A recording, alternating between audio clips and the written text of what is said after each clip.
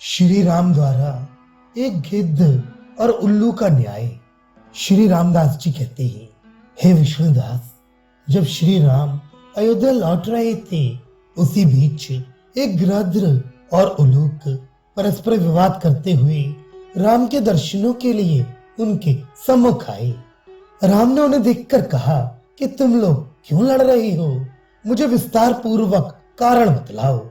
राम की बात सुनकर उल्लूक ने कहा कि मैंने एक वृक्ष पर रहने के लिए एक घोंसला बनाया था।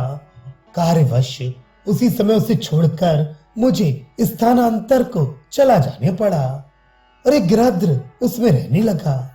अब मेरे मांगने पर यह मुझे मेरा घोंसला नहीं दे रहा है। इस प्रकार उल्लूक की बात सुनकर राम ने गृध्र से कहा कि तुम इसका घोंसला इसे क्यों नहीं दे देते हो। गृध्र ने तड़प कर कहा, हे राम, पहले मैंने उस वृक्ष पर वह घोंसला बनाया था। कुछ दिनों के लिए मैं बाहर चला गया तो ये उल्लूक उसमें रहने लगा। फिर ये जब उसे छोड़कर कहीं चला गया तो मैं जाकर वापस अपने घर में रहने लगा। ये व्यर्थ हमसे लड़ाई कर रहा है। हे राम, इसकी बातों में आकर कहीं आप अधर्म ना कीजिएगा, क्योंकि आपके वंश में कभी कोई पातकी नहीं हुआ है। उन दोनों से राम ने कहा कि तुमने उस घोंसले को बनाया था, इसका कोई साक्षी दे सकते हो। इस प्रकार के प्रश्न होने पर वे दोनों चुप हो गए, क्योंकि उन दोनों के पास कोई गवाह नहीं था। ऐसी दशा में मुस्कुराते हुए राम ने विमान पर बैठे हुए लोगों से कहा कि विकट समस्या आगे आ गई है। इस झगड़े का कैसे न्याय हो, किसको ये घोंसला दिया जाए। इस तरह राम की बात सुनकर सब लोग भौचक्के से रह गए, किसी को कोई युक्ति नहीं सूझी। फिर राम ने उल्लूक से कहा कि तुमने कब अपना घोंसला बनाया था। उसने उत्तर दिया कि मैंने अपना निवास स्थान उस समय बनाया था जब इस पृथ्वी की रचना हुई थी।